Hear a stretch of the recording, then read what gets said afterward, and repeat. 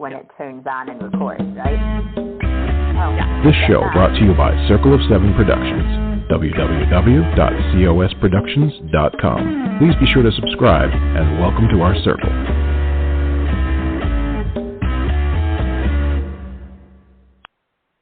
Hello, everybody. This is Patricia W. Fisher with Readers Entertainment Radio, and welcome to Read an eBook Week.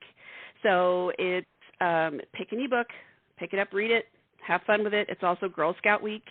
So the Girl Scouts have been around for 110 years, and I don't know if it's the same place where you are, but cookie season is officially done at our house. Thank God, because I can actually see my dining room table again, which is nice. And then it's also Women's History Month. So if you're looking for great books about amazing women, but you're not even sure where to start, I always tell people if they're starting something new and they're not really sure if they want to invest in something that's, you know, a huge, long story, pick a children's book. So Rebel Girls has an amazing amount of books out there. You can also pick other books like The Awesome Book of Girls, The Awesome Book of Women, Extraordinary Women in History, and there's even a book called Scandalous Women of the Old West. So, I mean, there's just tons and tons of stuff out there that you can look up, and that's going to give you a really broad overview of a lot of different women, and then you can say, oh, I want to read more about her. So that's how you can tap into that. And, you know, it's for men and women.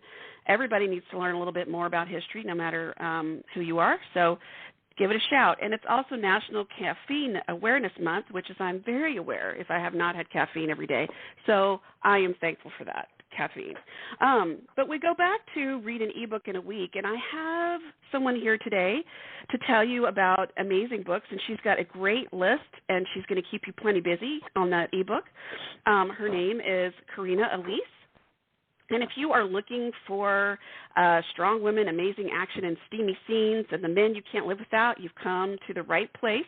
Carina has a series of books that's a mix of Grey's Anatomy plus Chicago Fire plus the sexiness of Outlander. And she is an actual MD, so she's got all the scoop behind the scenes. She is a mom of 6 and obviously stays super busy. So she's going to talk to us today about her books. Welcome to the show. How are you, Carina? Hi, I'm great today. Thanks for having me on. Absolutely. So I noticed I was a trauma nurse, so I noticed your triple board certification. So for anybody that doesn't know what a board certification is, you go to undergraduate, you earn that. You go to med school, you earn that. You go to residency and earn that, and then you sit for the boards. So which board certifications did you earn? So I have 3 board certifications. I have a board certification in pediatrics, and I did a separate 1-year-long fellowship, so I have a board certification in sleep medicine.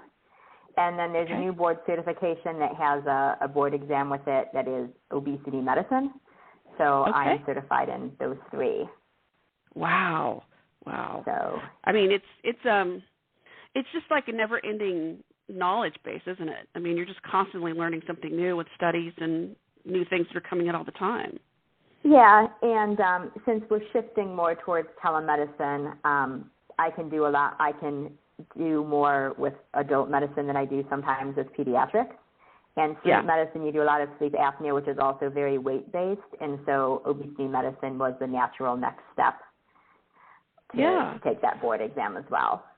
So, have you found, I mean, I have, my husband's a pediatrician, and we've talked a lot about weight and such in children, and it's no big secret. There's been like multiple studies and articles and everything about the increasing weight with kids. And I know this is completely off topic from the book. We'll get back to that in a second.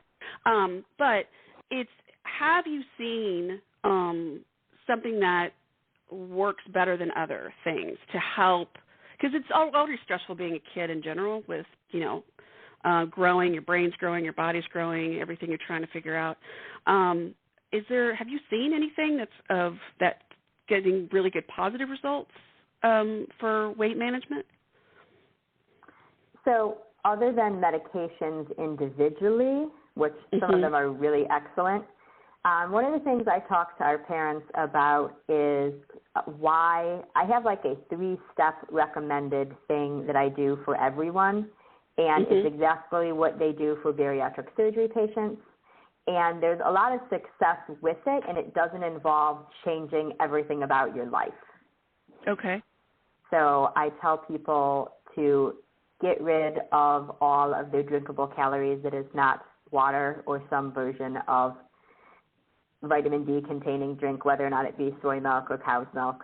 I don't care which one it is, just you only want the vitamin D. But otherwise, like a lot of the almond milks and the other milks have really high calories. So you don't really need to do that. The second thing I tell them is to recognize that the body does not understand eating fat plus carbs. And that's what people tend to continue to eat, and why you can go to Olive Garden and you can eat 6 pieces of garlic bread and still eat a whole thing of noodles, and then have some chips to go with it, and you never feel full. So evolutionarily speaking, that used to be like a reward thing, where now it's everywhere.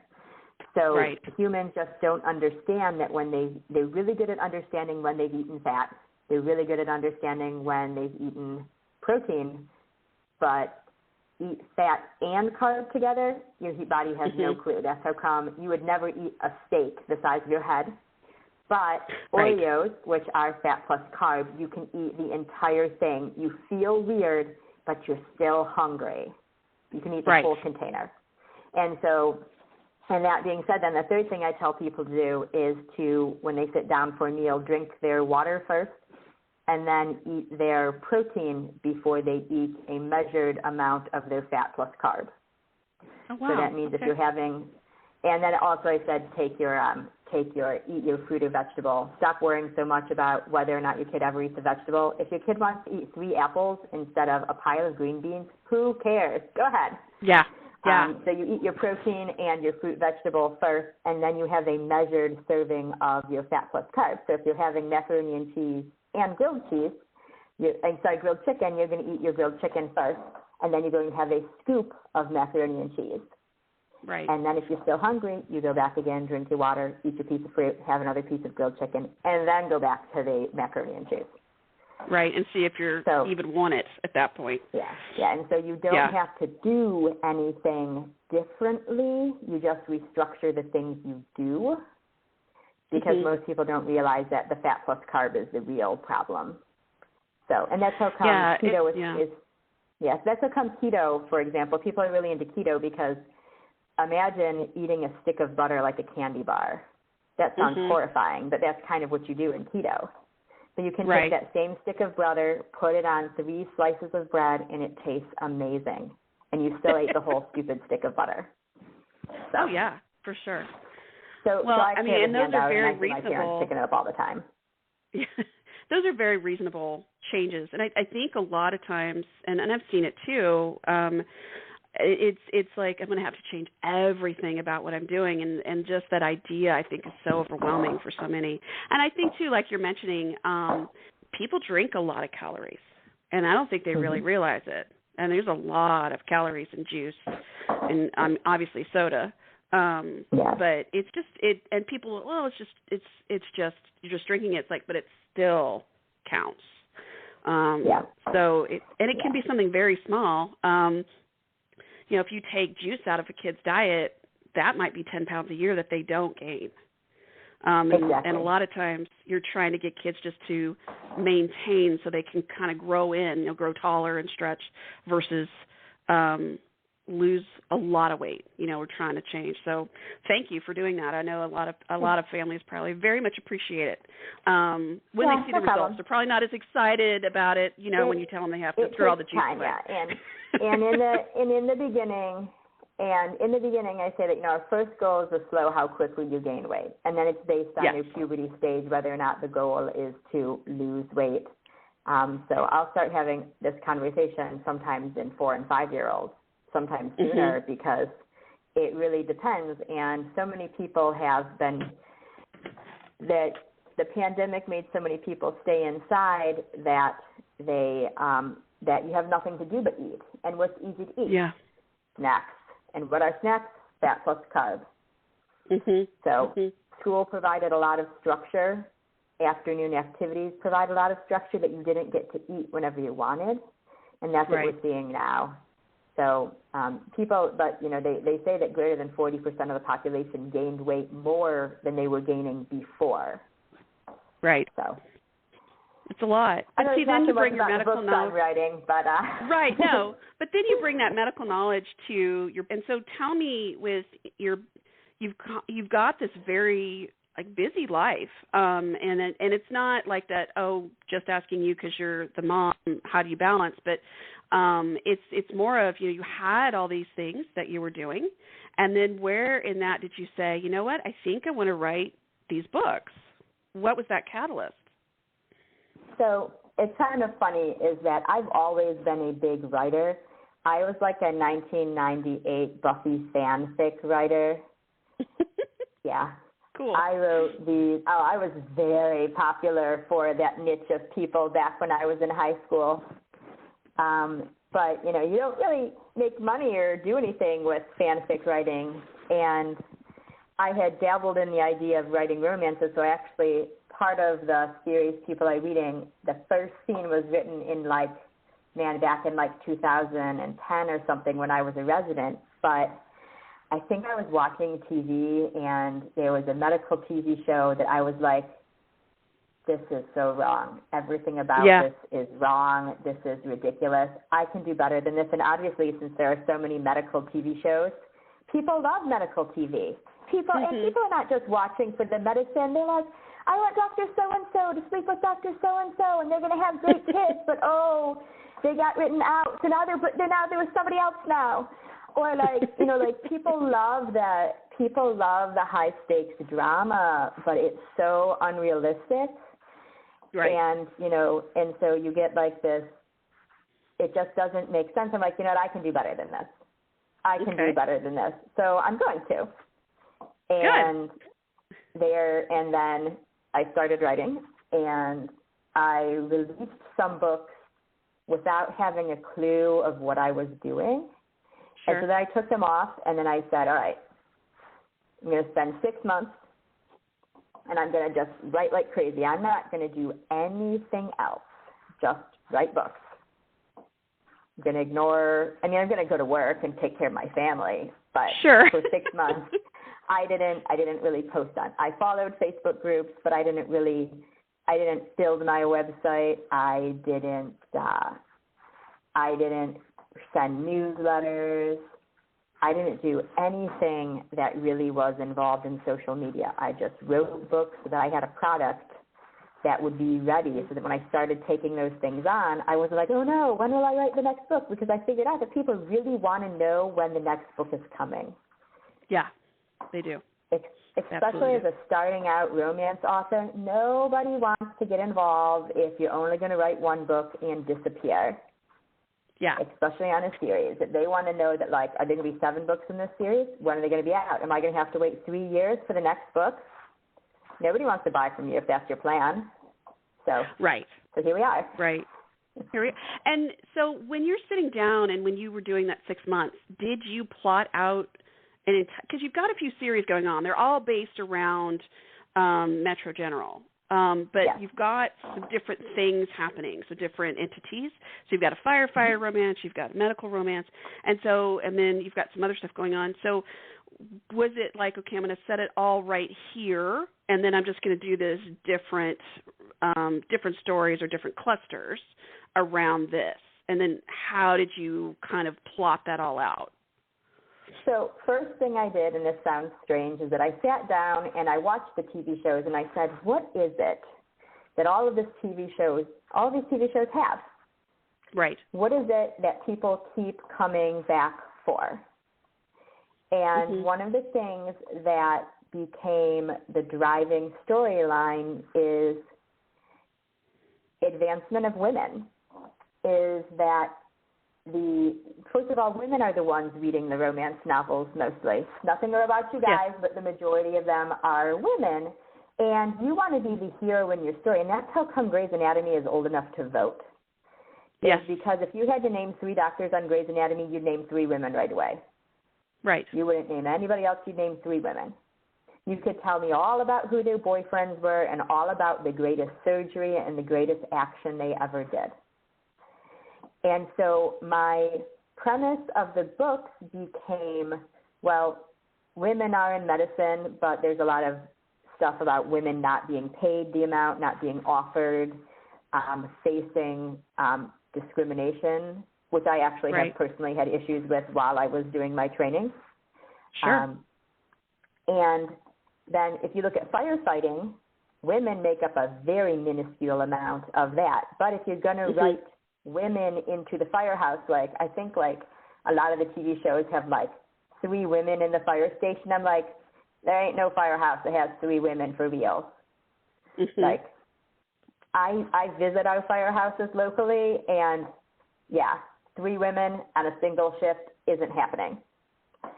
And so this became the arc was that the fire department is going to integrate women into the fire department, like really do it, but they need the hospital support because the hospital controls the paramedic system.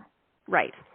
And so there's this forward drive of what will it take to bring forth all of the women, and then that ties the hospital and the fire station together, and eventually the police station, because I have some police romances coming up, but since the fire and the medical thing was the easiest to write, they came first.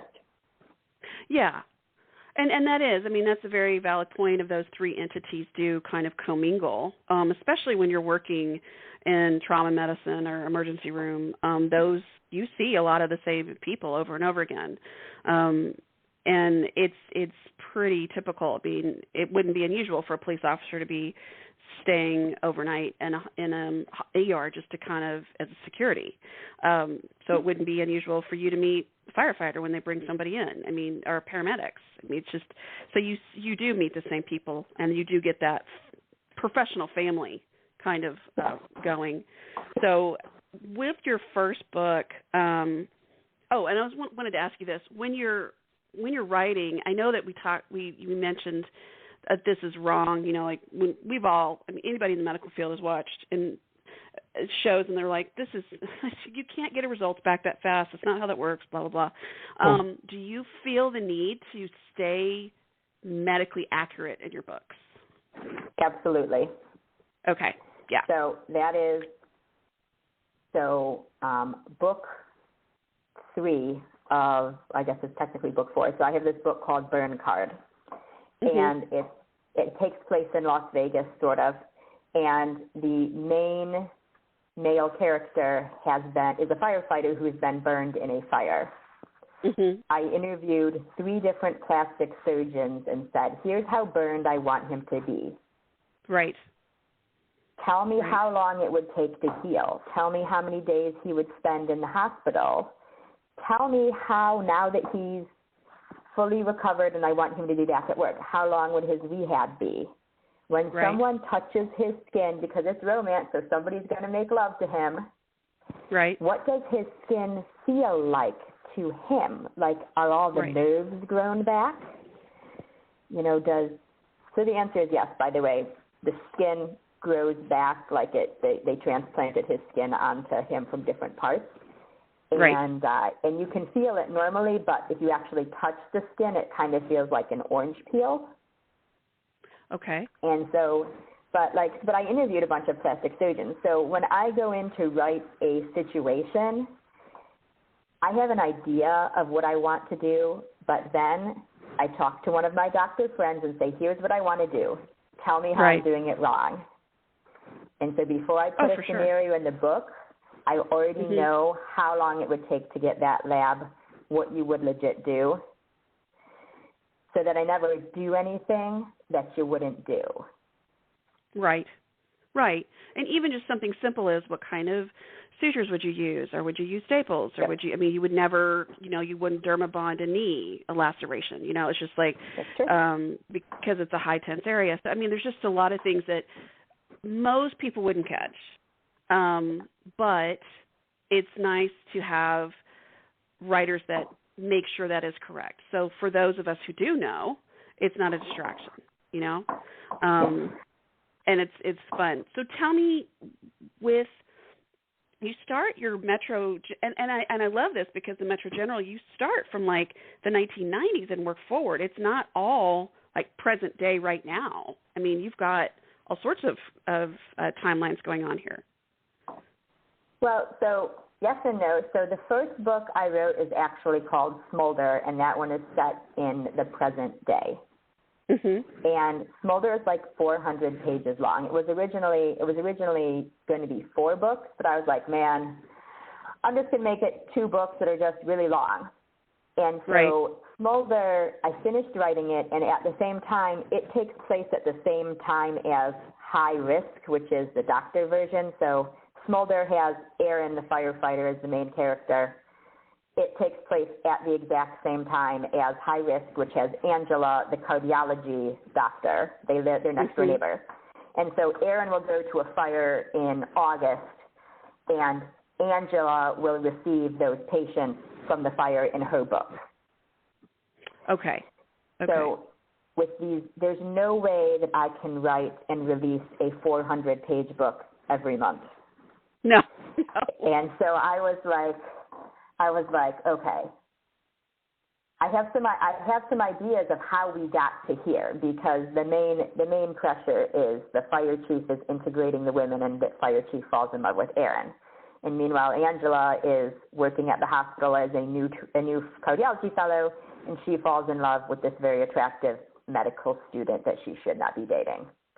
But they're next door neighbors, and their stories are going to get closer and closer together. So someday she's going to save the fire chief's life. Just spoiler. Okay. But it just won't be today. So then I was like, well, what's the prehistory? Where did all of these people come from? I need to fill up. I need some stories to tell that are shorter that I can put out more consistently. And so if I had mentioned the couple in the book Smolder or High Risk, I was like, what's your story? There's a battalion chief who tells the fire chief that, hey, my wife is pregnant. And I'm like, then he's like, my wife is pregnant again. I'm like, how did she get pregnant the first time? Mm-hmm. Oh my gosh, where did this come from? And then I was like, okay, I know what I'm going to do. I'm going to go back, I'm going to tell his story. And I'm going to go back and I'm going to tell the person who's in charge of the paramedic squad, I'm going to tell her story. I'm going to go back and tell the one female battalion chief.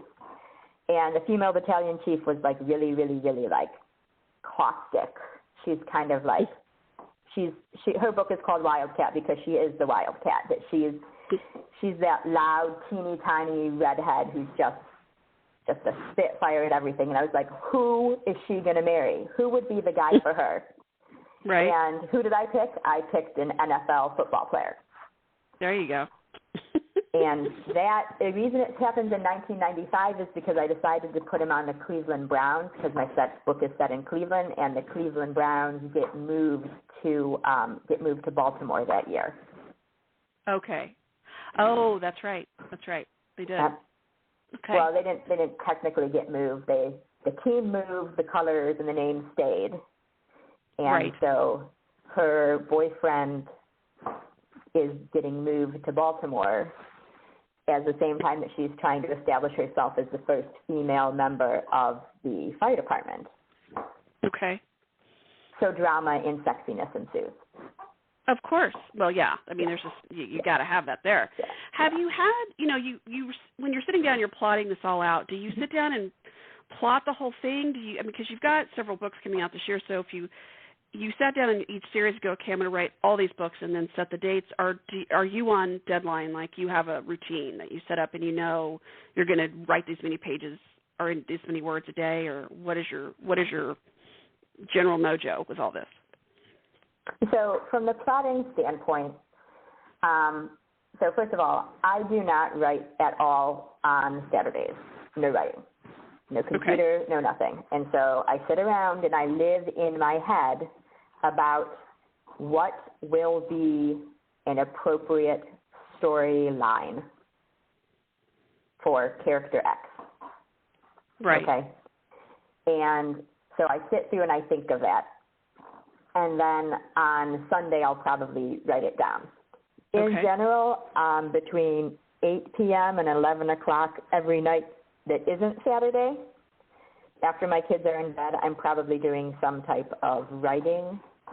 But in this case, some of the every time I come up with a group of people, I sort of flag names of characters who would be available for future stories. Okay. So I can come up with, so right now, in the current situation, I think I have probably 20 more books currently plotted, not including the ones that are actually for pre-order right now. Right. So you have Unchecked that's out right now that just came out on the 1st. So tell us a little bit about that book.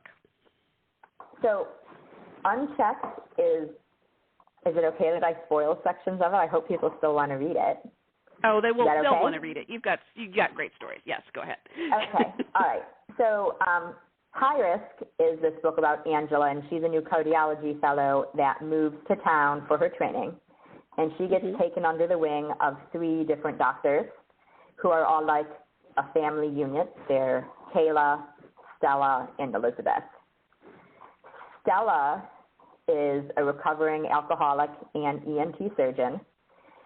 And throughout Angela's book, she's dating 3 different guys.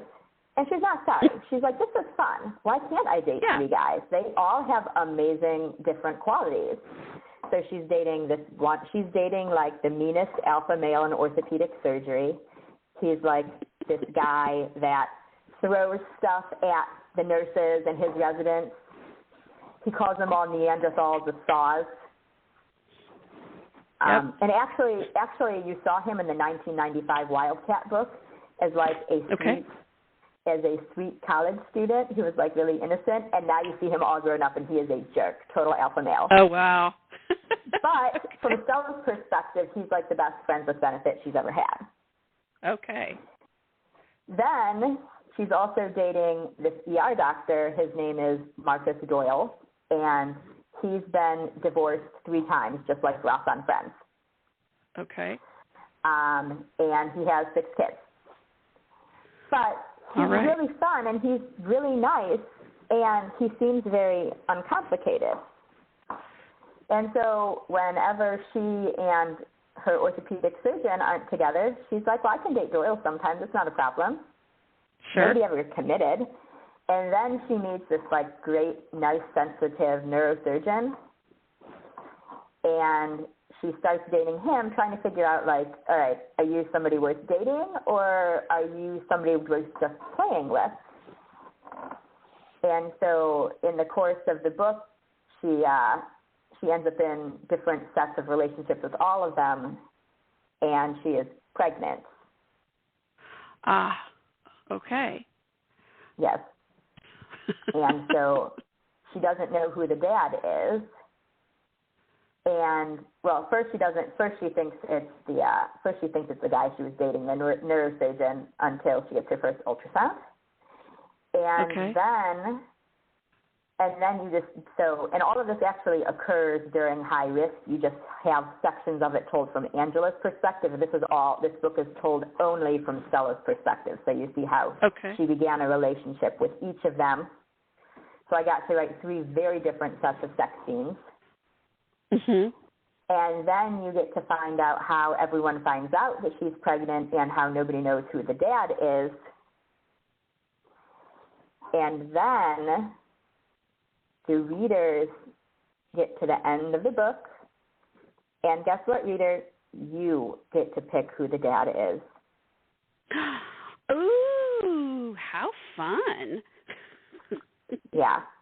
So it literally, you get to, because again, like her book it ends on that hang is that, like, haven't you ever watched a TV show or a soap opera where they decided to make it more dramatic, and they made, like, the character you absolutely hated somebody's dad, like the dad of the baby? Yes. Think of all the times that's happened. That you're like, everybody hates that guy. You just needed to add more drama. Or such and such character was leaving, so we wrote him off the show, and now we've got to deal with this forever, you know? Right. So stuff like that happens. So I was like, let me just let the readers decide. Nice. So you get to the end of the book, and it says, who do you want the dad to be? And not only that, then it says, who do you want Stella to end up with? Two different questions, yeah. Oh, and how do you want them to take it? Nice. So by which you've got unchecked, so by when do people need to put their input in for this? So you need to, let me look at my schedule. Yes, I must know by probably mid-September. So you can vote on who the dad is until September, and you can vote. And then you can vote on who she ends up with and how they take all the news. Probably until mid-October. Okay. And then that book will come out in 2023, or will you have it out? No. After? So what happens is Smolder and High Risk are the big books in the big series, and each of those books takes place from June to December, and then from December through June again is the next set of books. So the firefighter one is Inferno, and there's going to be an encounter between the firefighters and Stella's going to tell them who the daddy is, but you won't actually see that play out until Compromise comes out on November 29th, because that's the hospital side, in which all of the scenes and who she ends up with will all be taken care of in that book. Okay. Wow. So, yeah. So. Gosh, it's definitely. I love the fact that you're including readers, because I would guess that you've had a lot of feedback from different readers about, well, what about this character and what about this one? Were there characters that you were surprised people wanted to hear their stories? So, yes and no. I was more surprised at some of the stories people didn't want to hear, actually. Oh, okay. So one of the books I wrote actually took place during 9/11. Okay. And because the thing is that anybody who's a doctor or a firefighter, or who's a doctor of my age, so guess what, guys, I'm 40. 9/11 is kind of like a defining moment where you made a decision related to like what your life was going to be like. Yeah. And so I had a friend in medical school who was in New York on 9/11, and he was about 10 years older than me because he said I was a businessman. I walked outside and I saw the end of the world, and I never went back to my office again. I quit my job, and I'm becoming a doctor. And so I wrote a book about it, and people were like, I'm sorry, I just can't read it. It's too real. And I was like, oh, okay, wow. I will never write a book like that again. I was surprised that I have a huge number of Indian fans who were absolutely loving that I had Indian doctors in my medical books. I have Kayla, one of the best friends. She's Indian, and Raj, who is on the medical student team, is Indian also. And I received so much feedback about them that I wrote more books starring. So Sampled, for example, that comes out in August, is about Raj's sister, Vandy. Okay. And my Indian friends helped me pick out her name. And they helped me come up with her history and everything like that. So that was all based on reader feedback. Nice. So yeah, I hadn't written with any particular agenda or plan for them in mind. You know, it's like, okay, these people will be in the future, but if people loved them, I was like, okay, I've got to give you more of a background. I've got to give you more history. And so right. More of a footprint then, in the series. Yeah. Yeah. But I do that all the time now. Well, so you've also got, along with these series, and you've got, let's see, 1, 2, 3, 4, 5, 6, 7 books coming out this year. Mm-hmm. Everything's on pre-order. So if you go to Amazon or if you go to Carina's website, so Carina, Carina, you say Alice or Alyce? Alyce. Alyce. So it's Alyce, yeah. CarinaAlyce.com, and the link is in the write-up of the show. She has all of her books there, so and then the links are there for the books as well. But you also have a couple of anthologies that you've been part of, and one is Heroes with Heart, A Heat and Heart, one, and then you've got the second one coming out this year as well, correct? Yes. And how did you get involved with that? Yeah, tell me about it. So this is a glutton for punishment problem, okay? So remember how I said nobody wanted to read my 9/11 book? Well, part of the reason I wrote the book is that it was the 20th anniversary of the 9/11 attacks, and we were all so buried in COVID that I was like, I like firefighter romance. How can I not see this? How can I not acknowledge the existence of this event? Right. And so I had talked about it with a couple other authors, and I was like, I think we need to do a 9/11 anthology. And not having any clue how to do this, I put out like a call, and people were like, sure, I could do that. And so in like 3 months, we threw together this 9/11 anthology that was called Heroes with Heat and Heart. And we raised $1,500 in the 3 months and we did almost no advertising. We did very little advertising. It was all just word of mouth. And one of the other authors was Lolo Page. She's a wildland firefighter. She was a wildland firefighter, and she writes wildland firefighting romances. And so after we did the 9/11 thing, we're like, why don't we do this every year and support a different group of heroes? Okay. And so now I'm on the executive team, and I'm the executive editor of Heroes with Heat and Heart, Volume 2. This year we're supporting wildland firefighters. Nice. And instead of having 6 authors, we have 23 authors lined up. Right. I was noticing the list, and it was like, a lot more authors this time, so that's wonderful. Yeah, including Desiree Holt. Yes.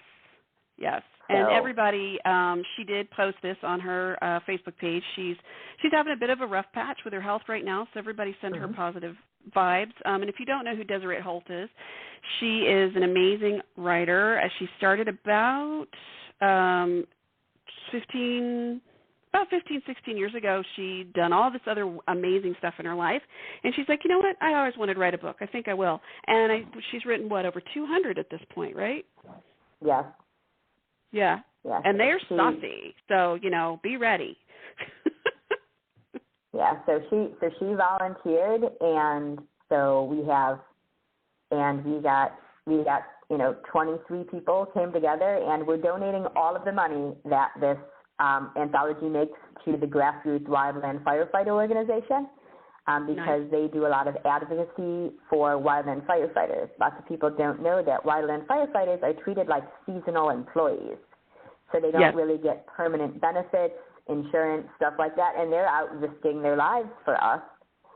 And so this grassroots wildland firefighter organization is amazing, and is one of the ones that was recommended to us by some of the wildland firefighter groups. And they're even writing the foreword for the book. So that's wonderful. I love it. So it's always fun to. Yeah, it is. It is fun to support and to give people a nod and let more people know about them for sure. Yeah, for sure. And we're hoping we'll make the USA Today list, because that will bring the book up in visibility so that we can see more people who hear about helping out the wildland firefighters. So that's how come the pre-order is at 99 cents. So it's going to only be 99 cents for pre-order. So if you want to help out, go ahead. Please. Yeah, buy it right now. And I will put a link in the write-up of the show for it as well. When does it come out?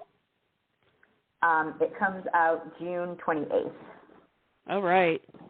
So when it's way this. too hot to be outside in the middle of the day, you could snuggle up, or you can just sit by the pool and read it, or by the sprinkler or whatever water you decide to be by, or under a tree or what have you, and, read this saucy book. So why not? Because it's fun.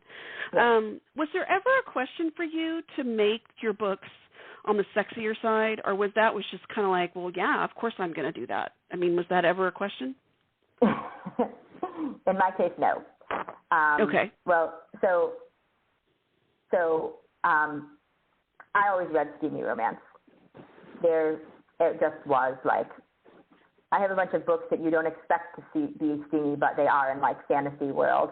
But so it was like they were going to be steamy, depending on the subject matter. Some of them are less steamy than others, which is one of the reasons why I have a couple sets of series.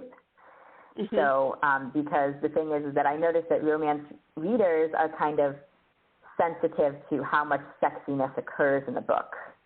Right.